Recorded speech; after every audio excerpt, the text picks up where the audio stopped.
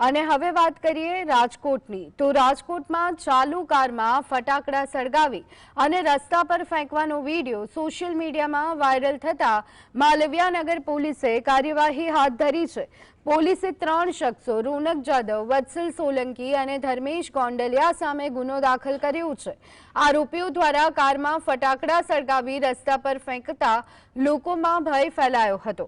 Video viral થતા પોલીસે તાત્કાલિક તપાસ શરૂ કરી અને વિડીયોના આધારે આરોપીઓને ઓળખી કાર્યવાહી શરૂ કરી।